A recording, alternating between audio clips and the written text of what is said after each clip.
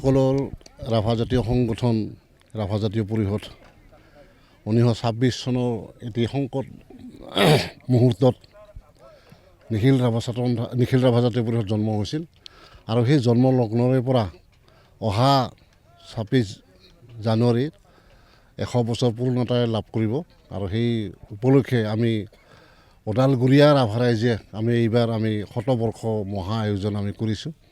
গতিকে ইয়াত আমি প্ৰায় আমি 2-1.5 লাখ মানুহৰ সমাগম এটা আমি আশা ৰাখিছোঁ। গতিকে ইয়াত অসম, মেঘালয়, ৱেষ্ট বেংগল, নেপাল, বাংলাদেশ গোটেই ৰাজ্য দেশ বিভিন্ন ৰাজ্য দেশৰ পৰাও ইয়াত প্ৰতিনিধিয়ে অংশগ্ৰহণ কৰিব।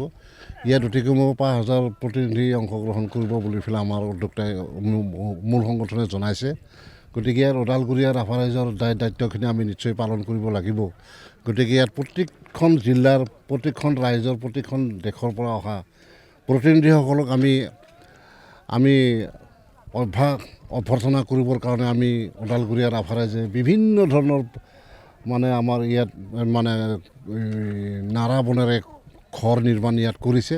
গতিকে অহা 19, 20, 21, 22, 23 তাৰিখ মুকলি সভা হ'ব আমাৰ অহা 22 তাৰিখ আৰু সেই 22 তাৰিখে আমাৰ অসমৰ মুখ্যমন্ত্ৰী হিমন্ত বিশ্ব শৰ্মা ডাঙৰীয়া, মেঘালয়ৰ মুখ্যমন্ত্ৰী কনৰাড চাংমা ডাঙৰীয়া আৰু তেনেকৈ আমাৰ BTCৰ চিফ হাগ্ৰামা মহিলাই ডাঙৰীয়া ইয়াত মুকলি সভাত অংশগ্ৰহণ কৰিব।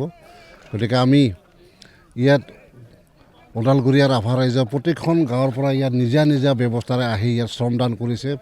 নিজা ব্যৱস্থাৰে ইয়াত আমি আলহীবিলাক অব্যাহত কৰিবৰ কাৰণে ইয়াত আমি পূজাঘৰ আমি নিৰ্মাণ আমি কৰিছোঁ। গতিকে আমি আশা ৰাখিছোঁ যে অহা 19, 20, 21, 22 তাৰিখত আমি বিভিন্ন দেশৰ মানুহখিনিক আমি অভ্যৰ্থনা কৰিবৰ কাৰণে আমি পূৰ্ণ প্ৰস্তুতি চলাইছোঁ। মূল সংগঠনৰ নিখিল ৰাভা জাতীয় পৰিষদৰ কেন্দ্ৰীয় সমিতি আৰু জিলা সমিতিয়ে আমাক যিখিনি মানে তথ্য দিছে, বহিৰাজ্যৰ পৰা আহিব মেঘালয়, ৱেষ্ট বেংগল আৰু বহিৰাষ্ট্ৰৰ কথাও তেওঁলোকে কৈছে, ভূটান আৰু নেপালৰ কথা কৈছে। আমি সম্পূৰ্ণ প্ৰস্তুতি কৰিছোঁ। আমি জনগোষ্ঠীয় যিবিলাক খাদ্য সম্ভাৰ, সেই জনগোষ্ঠীয় খাদ্য সম্ভাৰে তেওঁলোকক মানে আমি আপ্যায়ন কৰিবৰ কাৰণে আমি ইতিমধ্যে প্ৰস্তুতি আৰম্ভ কৰিছোঁ। জনগোষ্ঠীয় খাদ্য সম্ভাৰ বুলি ক'লে যিখিনি বস্তু থাকে আৰু কেঁকুৰা, শামুক, মাছ, এইবিলাক মাংস, এই বস্তুবিলাকেৰে আমি কৰিবলৈ চেষ্টা কৰিছোঁ আৰু কমপ্লিট আমি ট্ৰেডিশ্যনেল মেথডত আমি ইয়াত বনাব চেষ্টা কৰিছোঁ। শিবিৰবিলাকো আমি গাঁওবিলাকক শ্ৰমদান কৰিবৰ কাৰণে মাতিছোঁ। ইতিমধ্যে শিবিৰবিলাক আমি নৰাৰে বনাইছোঁ। এটা ট্ৰেডিশ্যনেল এটা ৰূপ দিবৰ কাৰণে আমি চেষ্টা এটা অব্যাহত ৰাখিছোঁ। আমাৰ ৰাজনৈতিক নেতা বা কোনো ধৰণৰ বাহিৰা আন্তঃৰাষ্ট্ৰীয় পৰ্যায়ত কোনোবা মানুহ যোগদান কৰিব নেকি?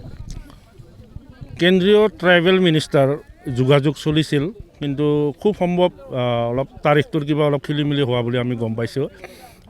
চিফ মিনিষ্টাৰ ছাৰক ইয়াত থাকিব আৰু কেন্দ্ৰীয় মিনিষ্টাৰ আমাৰ সৰ্বানন্দ সোণোৱাল ডাঙৰীয়াও ইয়াত থাকিব। বাকী আমাৰ কাউন্সিলৰ হেৰিবিলাক থাকিব। এনেকৈ আৰু কিমানমান মানুহৰ সমাগম হ'ব বুলি আশা কৰিছে আপোনালোকে? তেওঁলোকে তথ্য দিয়া মতে প্ৰায় 5,000 মানে প্ৰতিনিধি তেওঁলোকে ইয়াত থাকিব।